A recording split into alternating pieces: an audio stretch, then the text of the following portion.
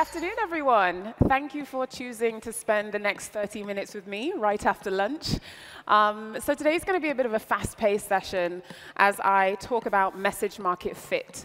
We're going to discuss what messaging really is, why it matters, and also I want this talk to be actionable, so I'm going to leave you with some practical tips that you can implement today. But first, a really quick story. So my partner is a startup founder, probably like many of you in this room, and one day he came bursting into my office and said, "Diane, I need your help."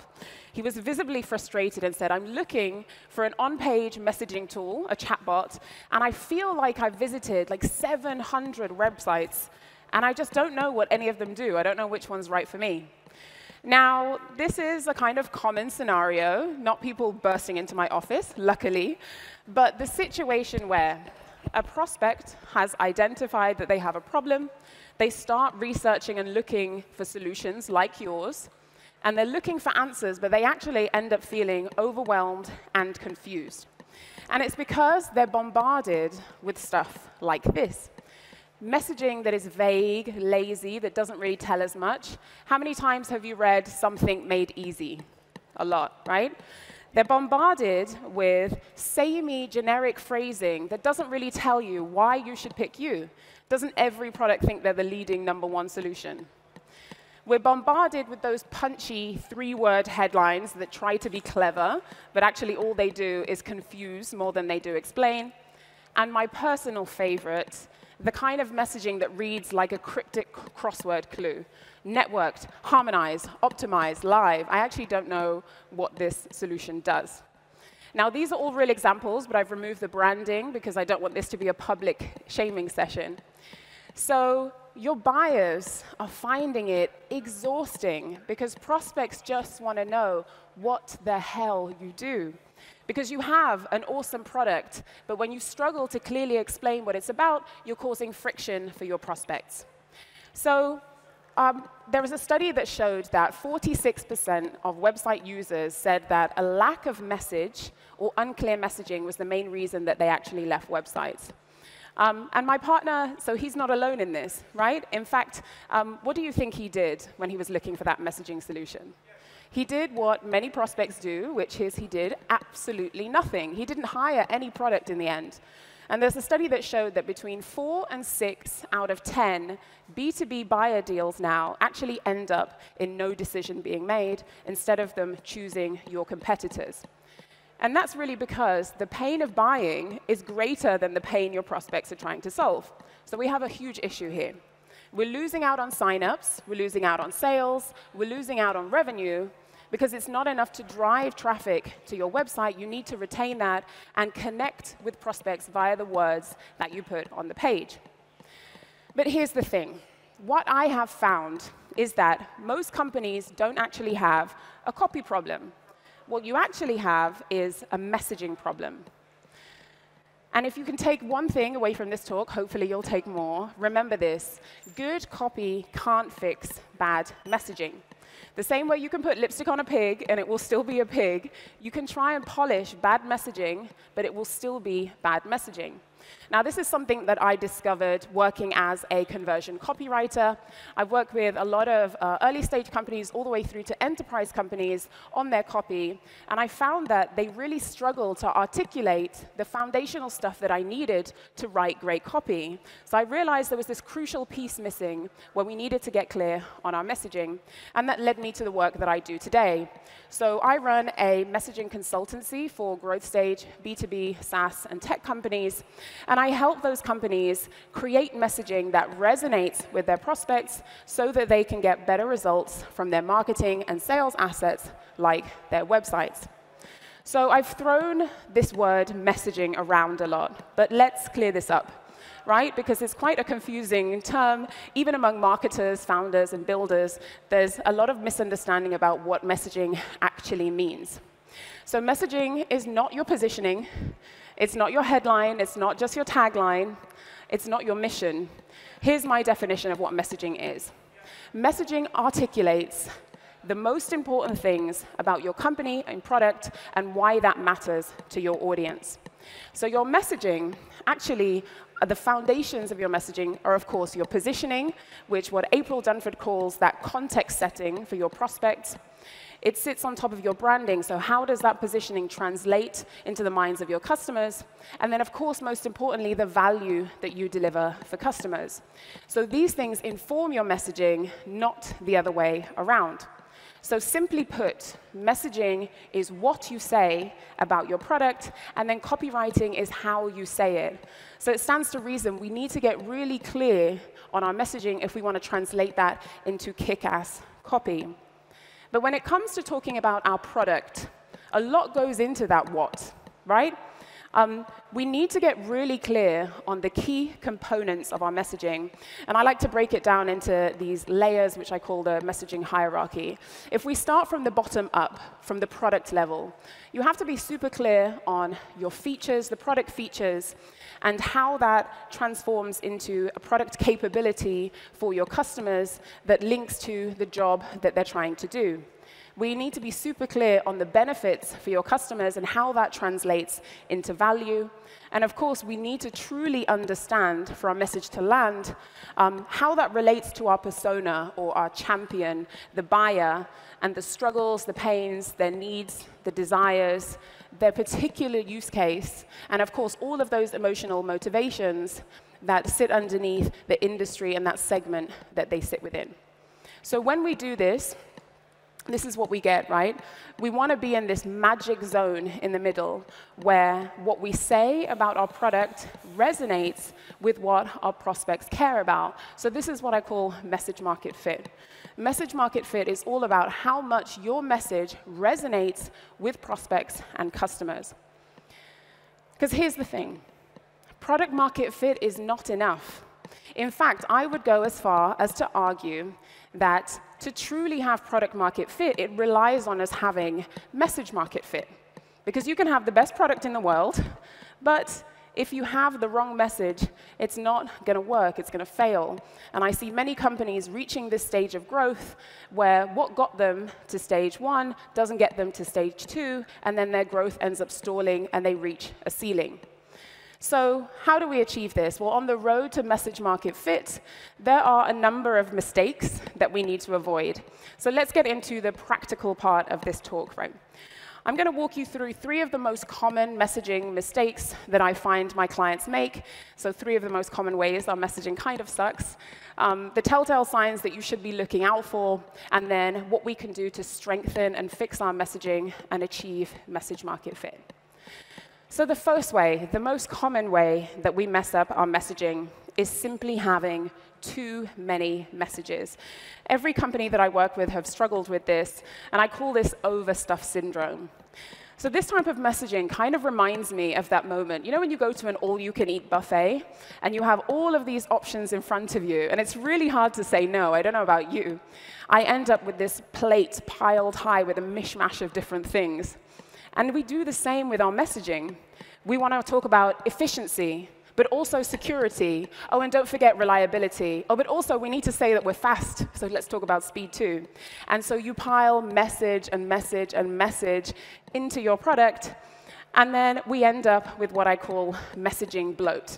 The same way that you can have feature bloat and product bloat, it happens with our messaging too. When we don't have a singular focus, we stuff in too many messages, and it's really painful for our prospects to digest all of this. Now, you might have heard of Miller's Law. It's a kind of design and UX principle that states that our brains can't retain more than 7 pieces of information, plus or minus 2. And we need to start thinking about this in terms of our messaging too. In fact, even less in terms of the attention that people have. So the big problem with overstuffed messaging, number 1, it is overwhelming for your prospects. Number 2, it's not memorable. There's no way for you to stand out when you're saying a million things. And 3, it puts all of the onus on your prospects to do the hard work of figuring out what your product is. And we really want to avoid stuff like this, right? We really want to avoid that situation where we have messaging by committee, the CEO, the founder, the head of sales, the head of revenue, everyone working on the messaging and producing something that looks like this creature. So what are the telltale signs you should be looking out for? Let's start simple. Simple things like too many ands, too many commas in your messaging. Usually this indicates that you have too many messages. You're making too many points that you need to cut down, prioritize, and reduce. Too many adjectives. If you are the fastest, most accurate, and comprehensive solution on the market, you're putting no stake in the ground. Again, these are real examples of messaging. So how can we fix this? Well, the key thing we need to do is really hone in and find our messaging focus. Now, one of the key questions that I like to ask when I work with clients is, what is that one thing that we need our customers to know? If our customers could go away remembering one thing about our product, what would that be? What is our one key message, or OKM, as I like to call it, to just give you another acronym to remember? So to build on this, I like to use the rule of one. Now, I was first introduced to the rule of one by Joanna Weber, who is the founder of Copy Hackers and has a great resource on copywriting. This is a copywriting framework. So you should apply this to landing pages, emails should all follow the rule of one. And I apply this to our messaging too. Messaging should have one key idea, speak to one key persona, and make one promise. And to do this, we also need to, of course, capture voice of customer data. It stands to reason that if we want to create messaging that resonates with our customers, we need to speak to our customers, right? How many of you in the room have spoken to your customers in the past 6 months? Right? Nice. Past 3 months? Amazing. And how many of you have brought some of that messaging and some of that data into your messaging and represented on site? A few hands, fewer, but not bad. So this is really important, right? And I know every marketer will get on the stage and say, speak to your customers. But really, it's not about speaking. It's about listening to the things that you need to feed into your messaging. Now, what we want to do is actually gather qualitative sources of voice of customer data. So things like customer interviews, listening to those sales recordings, customer surveys, open-ended, of course, and even online reviews if you're an earlier stage company. And once we've done that, we want to look through the customer language and look for those patterns, those priorities, to make sure that we're all aligned on the same focus, that the messaging you're creating resonates with those prospects. Now, this is just an example of a customer research report that I worked on with a client of mine. I have a bunch of templates like this, so if anyone wants to have a deeper look at that, then feel free to reach out to me. So let's look at an example of this. So Reveal is a B2B SaaS product discovery platform. They're actually a platform that allows you to bring and manage your customer insights and make sure that those are brought into your product decisions. They actually raised a 1.5 million pre-seed round last year, but when they came to me, they were really struggling to simplify what they were all about. And one of the easiest places that you could see this was on their homepage. They had a rotating banner, rotating headline, which is one of my biggest pet peeves. Not only does it mean we're not putting a stake in the ground, it's a terrible user experience for your prospects because they all land and see different messages. So on their homepage, they had improve your conversions, improve your journeys, improve your sales, improve your roadmap. And they actually had 10 messages that would rotate over and over again. So a prime example of overstuffed messaging, putting too many use cases in one place because they hadn't really figured out what their focus was. So we worked together, we spoke to their customers, their team, did some work together, and asked, what is that one key message? And we realized, of course, their product allows you to do all of these things, but the key thing was that they helped product teams build better products because they allowed them to bring those features and bring the insights from their customers into their product building. So what we did, this translated to this messaging on their site, which was build the product your users want, turn your customer insights into product decisions, and share those research findings and map your journey. So the huge outcome of this is not only having clarity for your customers so they can clearly understand what you're all about, but narrowing your messaging focus also gives you internal clarity and alignment as a team to drive your business forward. So Reveal, actually, their positioning and their messaging has evolved. They're kind of nailing into the product discovery and customer intelligence platform, but this allowed them to put a stake in the ground and anchor their messaging. So let's move on to the second messaging mistake. The second way that most messaging sucks is me syndrome. what I like to call me syndrome, which is that product-centered messaging. You know, when you're just so focused on your product, your features, everything that you do, that you almost forget about the audience that you're trying to sell to. Now, this kind of messaging reminds me of, you know, when you're at school, you're a kid in class, and the teacher has a cool opportunity, throws it out to the room. So you throw your hand up in the air, you're like, pick me, pick me. Like, we do that with our messaging. Often, we are so eager and excited to talk about what we do that we forget about the audience. And what happens when you're the eager kid, no one wants to pick you, right? So you look around and try and pick someone else. So we're so desperate often to show why our product is the best that we end up not telling our potential customers anything valuable about our product. And then what happens, we end up sounding like a clone of every other product out there. But here's the thing. People don't just buy products. So Bob Moesta, who is the creator of the Jobs to be Done theory, he said that people don't buy products, they hire them to make progress. So often in technology and products, what we need to focus on is the fact that we're selling an outcome, we're selling a transformation, and sometimes we're selling that capability. So we need to understand the progress that our prospects are trying to make and understand their jobs to be done and use that as a lens to talk about our product. Because here's the thing, it's very different to say, here's what our product does, than here's what you can do with our product. So the big problem with product-centered messaging is that your prospects just cannot relate to what you're talking about. It's very hard to see the value that you provide for them when all you're doing is talking about the features.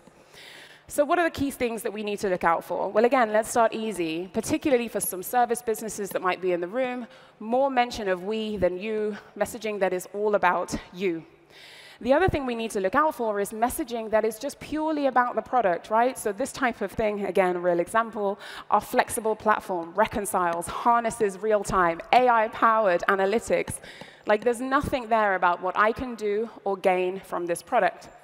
So how do we fix this? Well, quick question for everyone in the room. Does anyone know what this acronym stands for? Brilliant. Do you want to shout out what it means? Exactly, brilliant. So for those who didn't hear, this stands for what's in it for me. This is the golden question in messaging, because when we ask this question, what's in it for me, it allows us to put ourselves in our customer's shoes and stay focused on the goal and the outcome for our prospects. But how do we do this? That's the question. Well, we need to connect our product features and capabilities to those customers' pains and gains. So here is a value proposition framework that I use at Lionwords, and I think that you can use at your organization too. So I like to start by talking about the old way. What is the old way of doing things? How were they doing things before? What's not working about that way? What is the pain that that old way is causing? Then use this phrase, now you can, as a marker to draw out what is that capability that your customers can now do physically to gain, be, or feel as a result of your product. And we need to map that back to the product features. This is where we introduce that product level, and then link back to the customer gain or outcome of what they can do with your product. So let's have a look at an example. So here we have a tech automation software. Again, this is just a sample messaging project, so I can show you the before and after. The before is all about the product. Our AI-powered automation increases efficiency.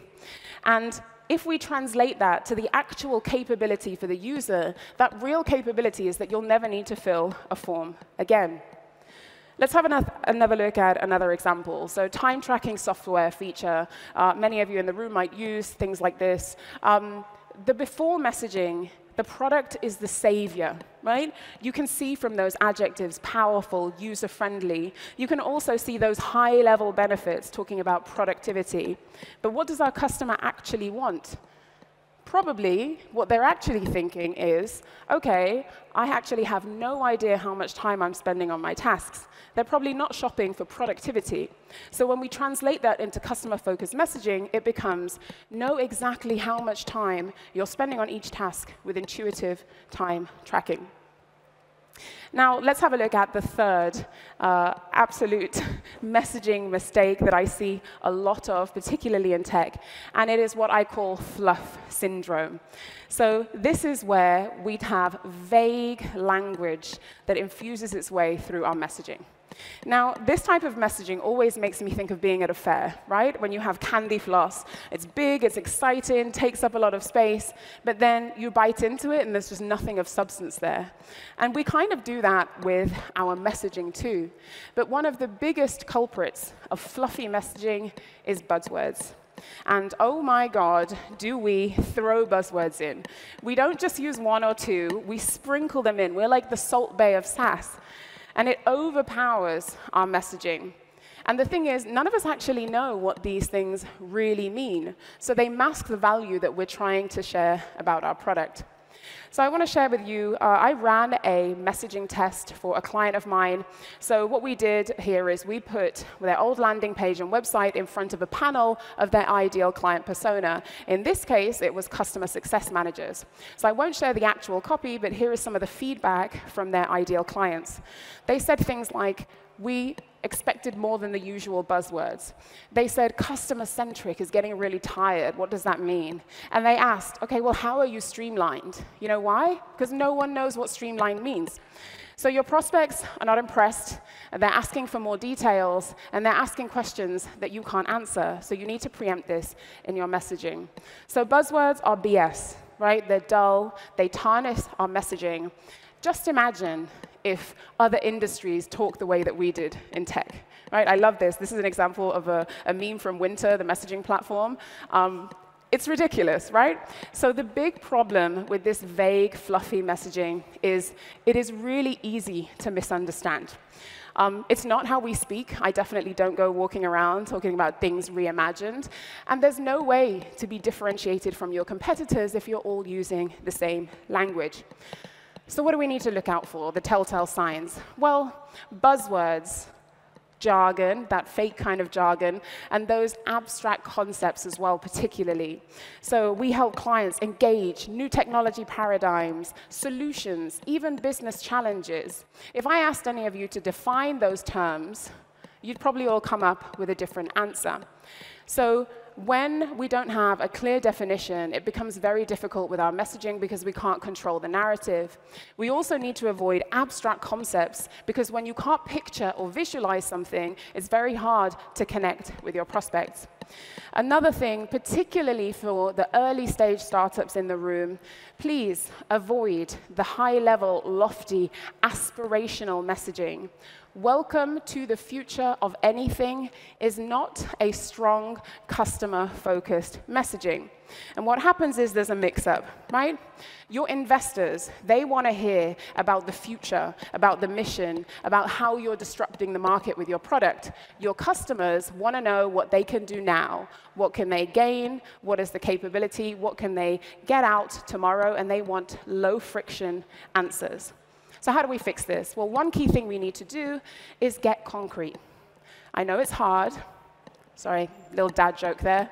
But we need to get very specific, OK? We need to be really unambiguous with our messaging. And a good way, as I've said, is to get visual with our messaging. One way we can do this is by using customer language to inform our messaging. Because as I've said, who understands their pains, their motivations, their desires better than your customers?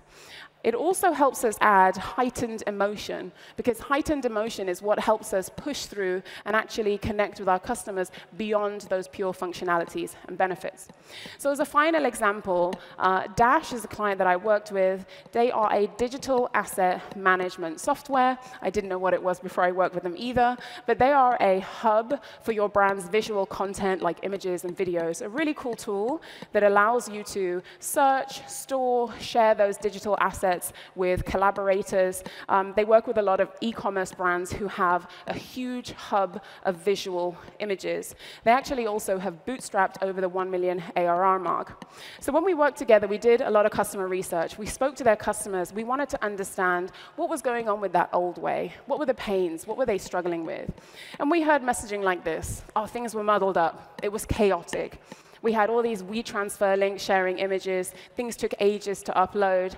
And so we realized that the way that Dash dealt with that is that on the opposite side, they're easy, it's effortless.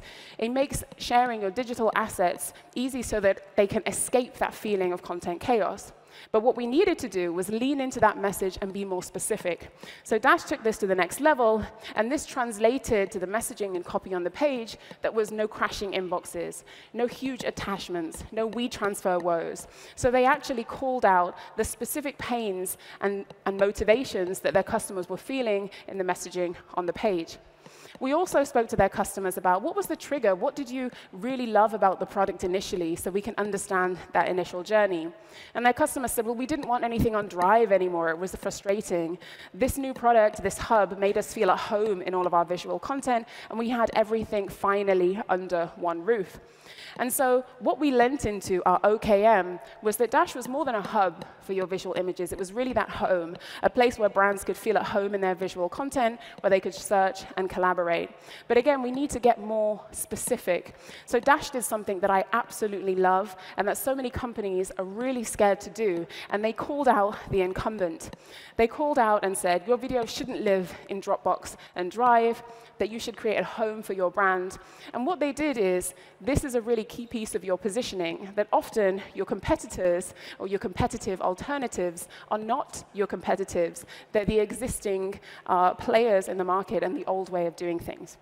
So not only were Dash able to really distill their messaging and those complex use cases into some clear outcomes, after us working together, they launched their new website, and 6 months later, they had actually doubled their monthly recurring revenue after launching their new site in April last year. So to recap, what we need to avoid to make sure your messaging does not suck is avoid that overstuffed syndrome of too many messages. Avoid that me syndrome of too much product-centered messaging, and avoid that fluffy, vague-filled messaging as well. So I want to leave you with 3 key takeaways. Message market fit sits in the center of these 3 things. This is the framework for really strong messaging that resonates. Strong messaging has a clear and singular focus. It is relevant to your prospect, to their needs, their motivations, their desires. And also, it's differentiated, right? So you need to be uniquely specific and say the things that only you can say about your product in your market. And of course, to translate this, we need to document this, right? It's really important that this serves as a document for the entire team so that you have consistency moving forward and we don't end up with that mishmash with everyone touching your messaging and not aligning with the messaging that you've created. So this is how we achieve message market fit. Thank you very much for having me. You have been wonderful. Please feel free to connect with me either by email or on LinkedIn. I will be around all of today and tomorrow as well. So if you have any questions, feel free to grab me and ask me any questions that you have. Thank you.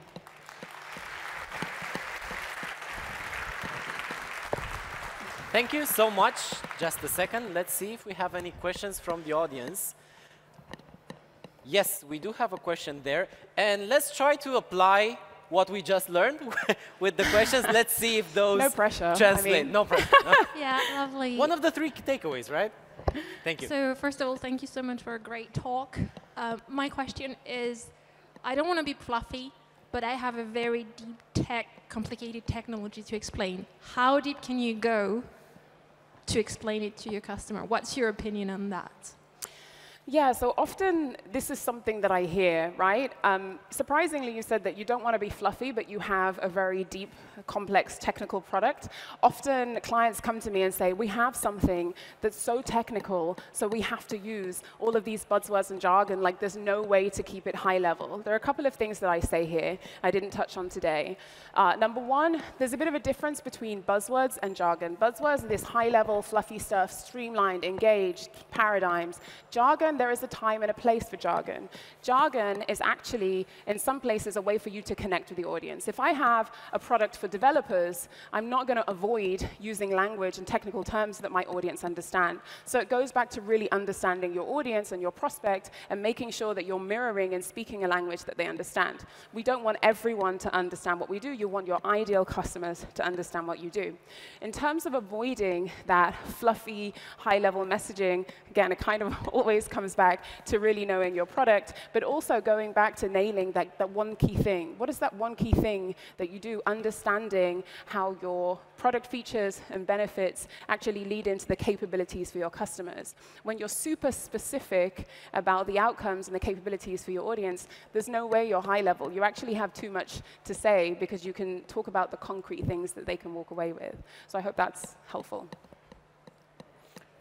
Thank you. And we have another question. I saw another question there. Right there. Thank you. Thank you very much for the presentation. I really liked everything you said. I have one question, though. Like, when you're a startup at the beginning and you're kind of like open for everything, let's say, for example, I'm going to give you an example. We are a LinkedIn automation tool, and we are targeting lead gen and recruitment agencies. And we want to see where to niche down. How should I structure the wording on the website to be open for both of them, but not to be too generic or too specific? Like, where's the balance in this type of thing? Yeah, that's a great question. It's a great question because it's not only an early stage challenge that companies have, that you have different use cases, also horizontal products. That's something that they deal with, right? We had Calendly up here earlier. There are a million use cases and audiences they're focusing on, so how can you get clear on the homepage? One key thing to just set expectations, your homepage is never going to be the most specific, targeted place to talk about your product, particularly if you're speaking to different use cases and users. That's not the place. Your landing pages, where you translate that specific use case messaging, is always going to be the place that you can be more targeted. The homepage tends to be a little bit more high level. But this comes back to your positioning as well, right? So when you're positioned for multiple use cases or industries, you also need to understand, but what do they have in common, right? What are the key pains and motivations and triggers that those different audiences have? I worked with a call tracking, like messaging software, and they had 3 key audiences. They were dealing with sales managers, customer success managers, and I can't remember the third one. So obviously, the landing pages for those, we got super specific, talking about their use cases, the specific benefits, but we did that customer research at the beginning of the project and looked at, okay, but what ties them all together? And also, in function of our positioning in the market, where are we trying to grow, and how can we also speak to that, to both of those users? So I hope that answers your question. Thank you so much. Thanks. I think that's all for now.